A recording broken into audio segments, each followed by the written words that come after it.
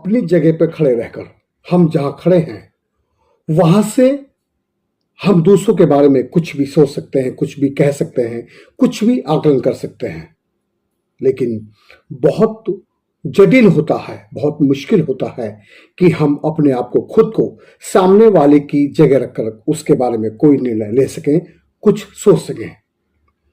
जो लोग संघर्ष कर रहे हैं समाज के लिए, देश के लिए और संविधान की सुरक्षा के लिए, उनके बारे में लोगों के अपने अपने मत हो सकते हैं, लेकिन उनकी मुश्किलों को, उनके उद्देश्य को अगर समझना है, जानना है, तो उन्हीं के पद चिन्हों पर चलना होगा।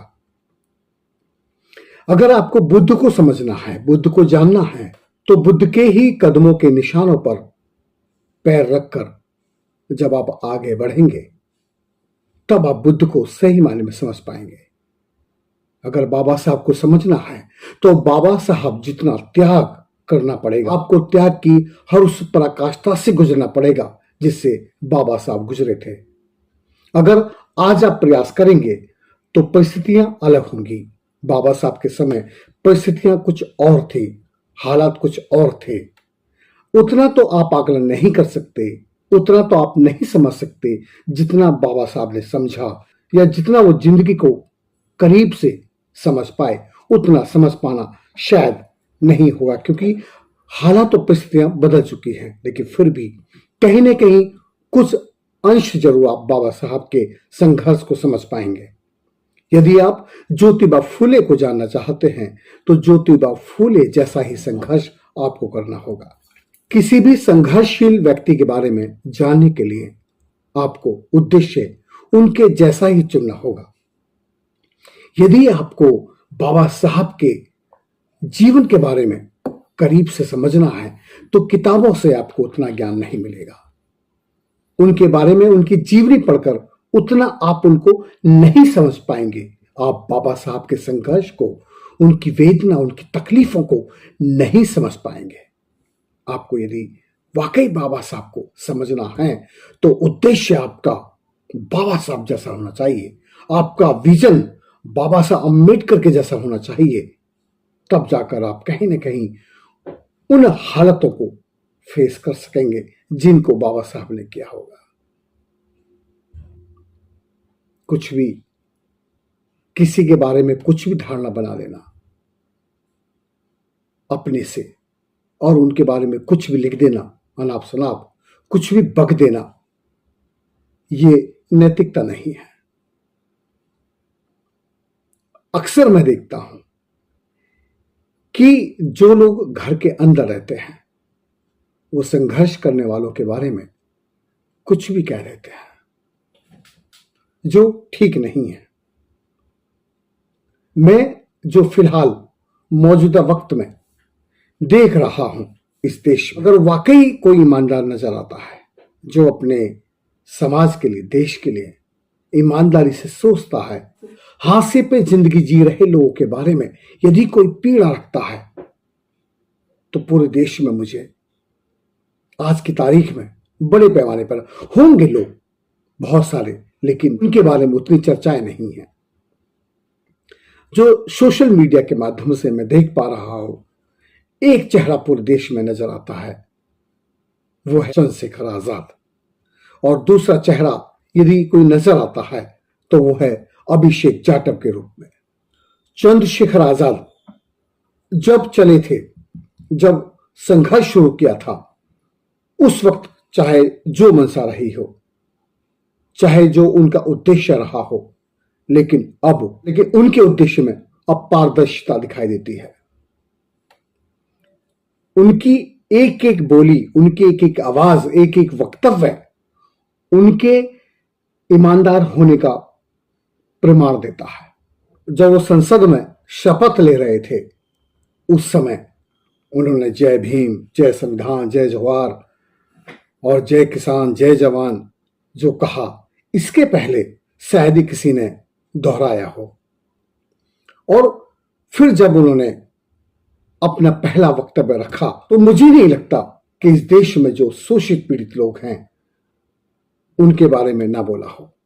उनके हर एक वाक्य में वो दर्द छुपा हुआ था, जिस दर्द से लोग इस देश में पीड़ित हैं, जो तड़फ रहे हैं, चाहे वो रोजगार की बात हो, चाहे वो नौजवानी की बात हो, किसानों की बात हो, बहन बेटियों की बात हो, हर एक बात को उन्होंने स्पष्टता के साथ रखा। उसके बाद में जो देश के लिए बजट बना, उस बजट में जो अनदेखी की गई बहुसंख्यक लोगों की, SC ST OBC माइनॉरिटीज की, उन लोगों की जो इस देश में संख्या में बहुत ज्यादा हैं, लेकिन उनके लिए जो बजट 1% रखा गया, तबकि उनका जो हक बनता है उससे उन्हें वंचित रखा गया। उन्होंने अल्पसंख्यकों के बारे में, उनके आर्थिक स्तर को उठाने के लिए, शिक्षा के स्तर को उठाने के लिए, जो इस देश की गंदगी साफ करते हैं, शहरों को, गांवों को साफ सुथरा रखते हैं, उनके भविष्य की बात, उनके रोजगार की बात, उनकी शिक्षा की बात, उनके बच्चों की बात, उनके घर मकान से लेकर एवरीथिंग, सब कुछ की बात की। और जो हमारे युवा पढ़ लिख रहे हैं, उनके बेरोजगारी भत्ते की बात की, उनकी नौकरियों की बात की, और अगर वो एग्जाम देते हैं तो पेपर लीक होता है उसकी बात की। और जिस क्षेत्र से वो आते हैं, नगीना से, नगीना में एम्स बनने की बात हो, वहां की कताई मिल को दोबारा चालू करने की बात हो, वहां पर रोजगार पैदा करने की बात हो, तो मुझे नहीं लगता कि पूरे सदन में जितने भी लोग हैं, जिस क्षेत्र से भी सांसद आए हैं, उन्होंने अपनी जनता के प्रति इतनी ईमानदारी बरती हो जितनी ईमानदारी चंद्रशेखर बरतते हैं। दूसरी तरफ मैं देखता हूं, दिल्ली से उठकर, दिल्ली से निकलकर एक पोएट, एक कविता कहने वाले, एक जिन्हें बहुजन शायर के रूप में जाना जाता है, अभिषेक जाटव, वो एक हौसले आजमाया करो, मुश्किलें देख कर मुस्कुराया करो, इस तरह हौसले आजमाया करो, मुश्किलें देख कर मुस्कुराया करो। ओ दोनी वाले भले कम ही खाया करो, अपने बच्चों को लेके पढ़ाया करो, अपने बच्चों को लेके पढ़ाया करो। शायर जरूर है, लेकिन इस शायर के अंदर जो एक हीरो है, जो शायर के अंदर जो एक जज्बा है जुल्म के खिलाफ लड़ने का, जो एक जज्बा है कुछ करके दिखाने का, जो जज्बा है युवाओं में बारूद भरने का, युवाओं को मार देने का, युवाओं को देश और समाज और मानवता के प्रति जागरूक करने का, वो जज्बा काबिल तारीफ है। कोई दो राय नहीं है कि उनका उद्देश्य अभी शायद क्लियर ना हो, लेकिन ये कंफर्म है भविष्य में जो भी उद्देश्य होगा वो देश के हित में होगा और देश के शोषित, पीड़ित, मजलूम, गरीब लोगों के हक में ही होगा, और उनका उद्देश्य मानवतावादी ही होगा डेफिनेटली। क्योंकि स्पष्ट दिखाई देता है जब आदमी अपने घर से निकलता है, वो सोचता है कहां रहेंगे, कहां खाएंगे, और लोग अपने होंगे नहीं होंगे, लोग मिलेंगे, सहयोग करने वाले लोग नहीं मिलेंगे। इस सब के डर से दूर, इस सब डर के परे एक व्यक्ति संघर्ष कर रहा है इस देश में, पूरे देश में बहुजन जोड़ो मिशन लेके चल रहा है। क्योंकि इस देश में जब गैर बराबरी के पोषक लोग, जब डिवाइडेड पॉलिसी पर काम करने वाले लोग सत्ता में बैठे हुए हैं, वही विपक्ष में बैठे हुए हैं, लेकिन एक 85% जो तबका है उसकी बात करने वाला कोई नहीं है, उसको एकजुट करने वाला कोई नहीं है। जो बहुजनों के नेता हैं वो अपने अपने हितों को साधने के लिए काम कर रहे हैं, वो व्यक्तिगत हितों के लिए काम कर रहे हैं, उनका बहुजन समाज से कोई सरोकार नजर नहीं आता है। ये एक बहुत ही दुख का विषय है। जो षड्यंत्रकारी लोग हैं, जो इस देश में मानवता नहीं चाहते हैं, वो देश के लोगों को धर्म जाति के आधार पर लड़ा के सत्ता में बने रहना चाहते हैं, वो हुकूमत करना चाहते हैं, हुक्मरान बनाए रहना चाहते हैं। ये एक बहुत बड़ी साजिश है। इस साजिश को समझना होगा बहुजन समाज के नेताओं को। अगर बहुजन समाज के नेता नहीं समझते हैं तो बहुजनों को समझना होगा। जनता जो चाहती है वो हो जाता है। जो समाज जागरूक होता है उसका नेता भी जागरूक हो जाता है। अगर नेता जागरूक नहीं होता है तो जनता उसको साइड कर देती है।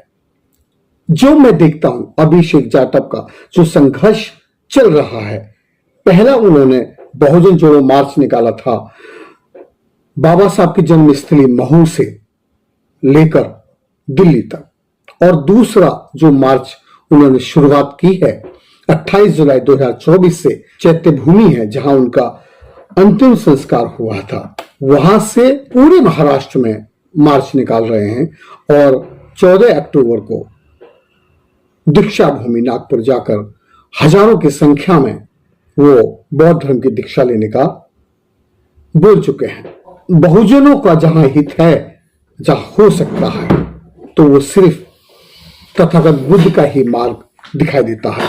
इसी बात को ध्यान में रखकर उन्होंने सोचा कि यदि हम एक सूत्र में बदलना चाहते हैं, एक विचारधारा में बदलना चाहते हैं, एक झंडे के नीचे आए बगैर संसद से बहुजन दूर ही रहेंगे, तो बहुजनों को एकजुट करने की मुहिम ये बहुत अच्छी मुहिम है। और इस मुहिम में अभिषेक जाटव को बहुत मुश्किलों का सामना करना पड़ रहा है। 25-30 लोग हमेशा साथ में रहना, उनके खाने की व्यवस्था, उनके रहने की व्यवस्था, उनके लत्ते कपड़े की व्यवस्था और उनके रुकने की व्यवस्था, और उसके ऊपर से जो मनवादी ताकतें हैं, जो सत्ता में बैठे हुए लोग हैं, क्योंकि उनके हित में ये आंदोलन नहीं है। अगर ये बहुजन समाज के लोग, अगर बहुजन नेता इकट्ठे होते हैं तो जो सत्ता में बैठे हैं उन्हें सत्ता से बेदखल होना पड़ेगा।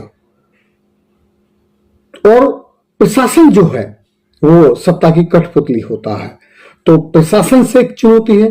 प्रशासन उनको जगह जगह रोक देती है, उन्हें डिस्टर्ब करती है, उनके पैदल मार्च को पैदल यात्रा नहीं करने देती है।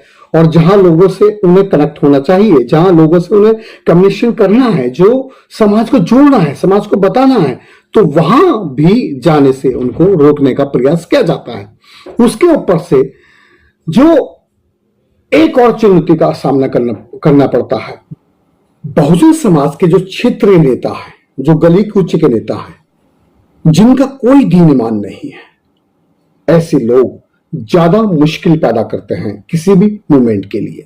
उनका कोई उद्देश्य नहीं है। उनका उद्देश्य संकीर्ण बिंदुओं पर संकीर्ण समझौते करके, छोटे छोटे समझौते करके अपनी रोजी रोटी चलाना चाहते हैं। और यदि अभिषेक जाटव जैसा व्यक्ति सफल होता है, ऐसे नेता अभिषेक जाटव के मिशन में रोड़ा बने हुए हैं। जब वो कहीं आशियाना मांगने जाते हैं और उन्हें पता चलता है कि ये बहुजन जोड़ो मार्च चल रहा है, तो कहीं ना कहीं वो किसी न किसी पार्टी से इफेक्टेड होते हैं। तो ऐसे में वो लोग अभिषेक जाटव को वहां से भगा देते हैं। बड़ी मुश्किलें हैं अभिषेक जाटव की राहों में, लेकिन इरादे बुलंद हैं, इरादे मजबूत हैं। उनके ही नहीं, उनके साथ जुड़ा एक एक साथी देश और समाज के लिए समर्पित नजर आता है। उनके अंदर जो आग है, जो फायर है, वो कहीं देखने को नहीं मिलती। जो संघर्ष अब से पहले काशीराम जी के द्वारा किया गया था, और काशीराम जी को सपोर्ट करने वाले, काशीराम जी के मिशन में सहयोग करने वाले जो लोग थे, उन लोगों ने जो अपने आप को मिटाकर समाज को यहां लाकर खड़ा किया कि आज बहुजन समाज के लोग भी हुकूमत कर सकते हैं, वो भी देश और समाज को आगे लेके जा सकते हैं, वो भी अपने पराये से ऊपर उठकर दूसरों के बारे में सोच सकते हैं। जितने भी लोग मेरी बात सुन रहे हैं, जितने भी लोग शोषित पीड़ित समाज से आते हैं, जितने भी लोग SC ST OBC माइनॉरिटीज के लोग हैं, जितने भी वो लोग जो किसी भी समुदाय के हों, किसी भी धर्म के हों, जो पीड़ित लोग हैं, वो दरअसल इस देश की व्यवस्था को समझिए। जो इस देश में पीड़ित है, उसका अगर कोई भला कर सकता है तो पीड़ित व्यक्ति कर सकता है।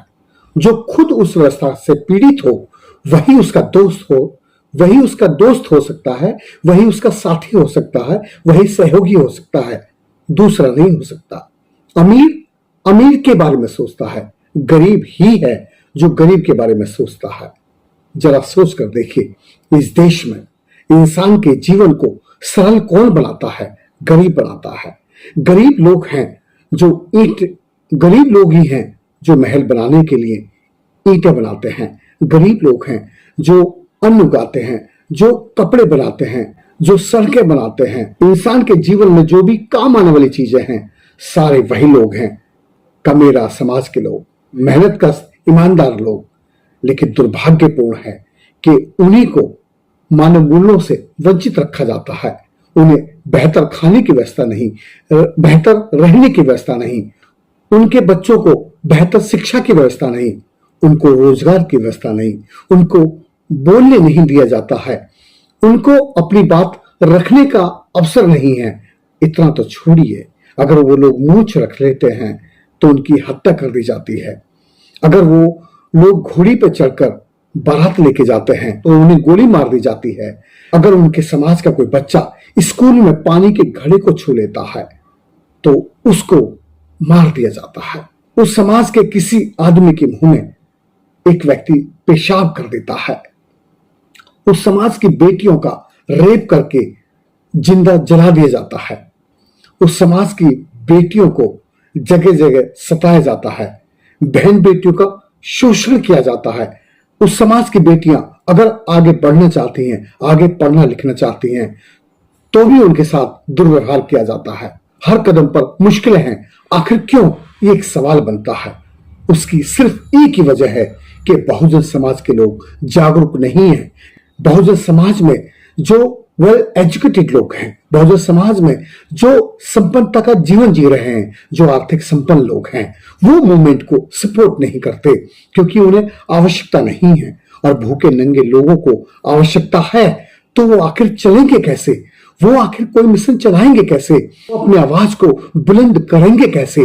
भूखे नंगे लोग जब तक लड़ाई नहीं लड़ सकेंगे, जब तक उनको सहयोग नहीं मिलता है। मैं अपने समाज के सभी उन लोगों से निवेदन करता हूं, यदि आपके आसपास कोई व्यक्ति है जो समाज का काम करता है, काम करना चाहता है, उसका विजन क्लियर है, उसका उद्देश्य क्लियर है और वो संकल्पित यदि आपको नजर आता है, तो प्लीज उसको पालिए, उसको जिंदा रखिए, उसकी सारी जिम्मेदारी उठाइए।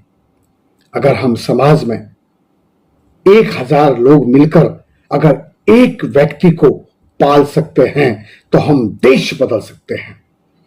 हम पूरे विश्व में अपने आप को स्थापित कर सकते हैं एक मानव सभ्यता के रूप में। जो हमारी सभ्यता पहले थी, हड़प्पा सभ्यता, सप्त सिंधु सभ्यता, दुनिया की सबसे विकसित सभ्यता और मानवीय सभ्यता, हम उसी सभ्यता के अग्रणी सिपाही बन सकते हैं। दोबारा उन मूल्यों को लागू कर सकते हैं, बशर्ते हमें खुद के प्रति ईमानदार होना होगा। हमारी ड्यूटी क्या है, हमारे अधिकार क्या हैं, हमें जीवन मिला दूसरों की कुर्बानियों पर, हमने क्या कुर्बानी की आने वाली पीढ़ियों के लिए, अपने बहुजन समाज के लिए, अपने देश के लिए, हर उस शोषित पीड़ित के लिए क्या हम खड़े हैं? क्या हम उनके प्रति व्यवहार बनाना चाहते हैं? क्या हम उनके प्रति सजग हैं? क्या हम उनके प्रति चिंतनशील हैं? यदि हैं तो हम जिंदगी को जी रहे हैं, हम जिंदा हैं। ये इस बात का प्रमाण है कि आप जिंदा हो। यदि आपको किसी की तकलीफों की चिंता है, यदि आपको आने वाली पीढ़ियों की चिंता है, यदि आप उनके अधिकारों को लेकर चिंतित हैं, तो फिर वाकई आप जिंदा हैं। यदि आपको सिर्फ अपनी ही फिक्र है, अपने ही बच्चों की फिक्र है, अपना ही, यदि आपको सिर्फ अपने आशियाने की चिंता है, यदि आपको सिर्फ अपने रोजगार, अपने खाने की ही चिंता है, तो फिर आप जानवर से बदतर हैं, बल्कि जानवर ज्यादा अच्छे हैं। अगर आप जानवर जैसा जीवन जी रहे हैं तो फिर आप जिंदा नहीं हैं, आप मर चुके हैं, आपकी आत्मा मर चुकी है। और जिसका जमीर, जिसकी आत्मा मर चुकी है, वो इंसान मुर्दा है। और मुर्दा लोगों से मैं कोई निवेदन नहीं करता। सोचकर देखिए, जब आप कभी बिस्तर पे जाएं रात को, जरा सोचकर देखिए, बाबा साहब अम्बेडकर ने अपने 4 बच्चे कुर्बान किए आपके लिए, और ज्योतिबा फुले जी ने अपना घर छोड़ा, फुटपाथ पर रहे और खुद की संतानें पैदा नहीं की आपके लिए, और काशीराम साहब ने अपना घर पर त्याग दिया आपके लिए, बहन मायावती ने और शादी नहीं की, खुद के बच्चे पैदा नहीं किए ताकि हमारे समाज की बेटियां समाज की जिम्मेदारी उठाने के लिए आगे आ सकें और समाज की जिम्मेदारी उठाने का सपना देख सकें, वो भी अपने व्यक्तिगत हितों से पर उठकर मानवता का प्रहरी बन सके। इसके लिए चंद्रशेखर जेल में रहे, 1.5 साल जेल में लगातार तिहाड़ जेल में रहना और प्रशासन के द्वारा उनका शोषण किया जाना, थाने में उनके नाखून निकाल लेना पैर के और हाथों के, कितनी पीड़ा सही है चंद्रशेखर भाई ने। जरा सोच कर देखिए, जिसका बच्चा 1.5 साल जेल में हो, उस बच्चे की मां को क्या नींद आई होगी? उसके साथ जुड़े हुए जो परिवार हैं, क्या वो चैन से बैठे होंगे? भाई चंद्रशेखर के मिशन में जिन लोगों ने अपना सब कुछ कुर्बान किया, जिनके बच्चे जेल भी गए, कैसा घुट घुट कर जीवन जी रहे होंगे। हजारों लाखों की कुर्बानियों के बाद आपके लिए संसद से बाहर यदि सड़क पर अपनी बात रख रहा है, सदन का सदस्य होने के बाद भी यदि उसे सड़क पर आकर अपनी बात को रखना पड़ रहा है, तो ये फिर बहुत ही ज्यादा अच्छा नहीं है लोकतंत्र के लिए। ये लोकतंत्र की हत्या है और लोकतंत्र को बचाना आपकी जिम्मेदारी बनती है। अगर ऐसे लोग नहीं पैदा होते, अगर अभिषेक जाटव जैसे लोग अब सड़कों पर उतर के संघर्ष नहीं कर रहे होते, कहीं भी कोई भी एट्रोसिटी होती है, कहीं भी कोई दुर्घटना होती है, तो वहां ये लोग जाते हैं। आखिर इन्हें क्या चाहिए? बस इतना सा है, इन्होंने जीवन को समझ लिया है कि जीवन का अर्थ क्या है, मोल क्या है, जीवन कैसे जिया जाता है। जो लोग ये समझ लेते हैं कि जीवन कैसे जिया जाता है, वो अपने जीवन के एक एक पल को जीते हैं, समस्या में भी वो मुस्कुराते हैं, समस्याओं को वो अनुभव की तरह लेते हैं और उनके साथ हुए अपमान को भी वो अनुभव में जोड़ लेते हैं और भी ताकत और भी सशक्त बन जाते हैं। मैं आप सभी से ये निवेदन करता हूं, ये भरोसा करता हूं कि यदि आप मेरे वीडियो को सुन रहे हैं, यदि आप कहीं जागरूक हो रहे हैं, यदि आप कहीं चिंतन की ओर बढ़ रहे हैं, तो प्लीज ऐसे लोगों को सपोर्ट कीजिए। मैं ये नहीं कहता कि आप मुझे सपोर्ट कीजिए, बस इतना तो मैं चाहूंगा, यदि आपको मेरी बात अच्छी लगती है तो प्लीज मेरे वीडियो को आगे फॉरवर्ड कीजिए, अधिक से अधिक लोगों तक भेजिए। और मैं मरा नहीं हूं, मैं जिंदा हूं। अगर 18 साल समाज के बीच में रहकर मैंने बस में, ट्रेन में, कलेक्ट्रेट में, तहसील में, चौराहे पर, हर गली गांव नुक्कड़ में जाकर हजारों मीटिंग करके मैंने लाखों लोगों को जागरूक करने का काम किया है, तो मुझे खुशी होती है आज अभिषेक जाटव जैसे बच्चे को देखकर, उसके साथ जो फौज है युवाओं की, उनको देखकर कि हाँ, जो बीज हमने बोए थे आज वो उग रहे हैं। अगर आज उग रहे हैं तो यदि उनको बराबर हम पोषते रहे, यदि उनका सहयोग करते रहे, तो आने वाले समय में ये दरख्त बन जाएंगे। और जब एक दरख्त, बाबा साहब नाम का एक दरख्त आपको संविधान दे सकता है, जब बहुत सारे हजारों सैकड़ों दरख्त आपके बीच में खड़े होंगे, तो फिर आपके अधिकारों का हनन कोई कर नहीं सकता। कि अधिकारों की रक्षा होगी, आने वाली पीढ़ियों के भविष्य की रक्षा होगी और हम मानवता के प्रहरी के रूप में पूरे देश में जाने जाएंगे। Thank you. जय भीम, जय भारत, जय संविधान। यदि आप मुझसे मिलना चाहते हैं, यदि आप मुझसे बात करना चाहते हैं, यदि आप मुझे बुलाना चाहते हैं, तो प्लीज मेरा ये मोबाइल नंबर है, इस पर आप मुझे कॉल कर सकते हैं, मैसेज कर सकते हैं। Thank you.